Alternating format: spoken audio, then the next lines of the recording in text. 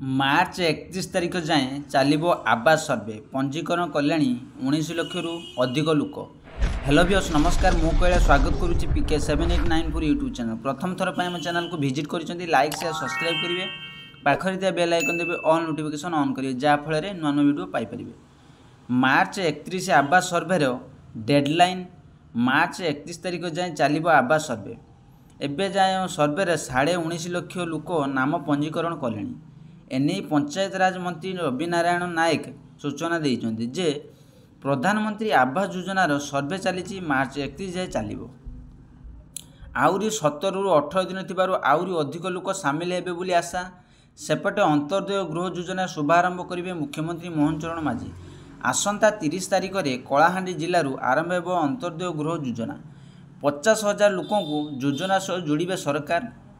पंचायत राज मंत्री रवि नारायण नायक यह सूचना देइछन्ति।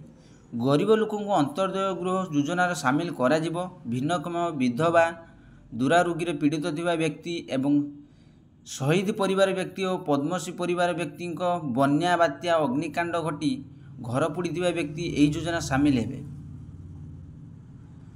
एथिपे ऑनलाइन आवेदन करेंगे। फोन नंबर 0674681777 एवं वेब पोर्टाल माध्यम पंचायत कार्यालय वीडियो माध्यम पंजीकृत करेंगे। पंचायत माध्यम वीडियो सहित जोगाजोग मंत्री को अनुरोध करिसेंति जे बजरेट राज्य गरीबों को पक्का आवास गृह देवा पाई बड़ लक्ष्य रखिंट मोहन सरकार।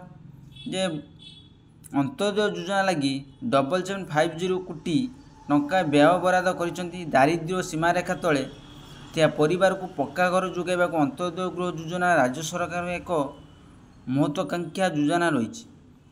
यह अधीन आसंता 3 वर्षर अति कम 2,25,000 नूतन पक्का घर मंजूर करा जिवो। 2025 रु 26 75,000 गृह निर्माण पर लक्ष्य रखा जायछि। चलित बजेट एथिपाई 2,603 कोटी व्यय बराद होइछि। आशा करी वीडियोटी भल लगे लाइक शेयर सब्सक्राइब करी बेल आइकन दबाइबे।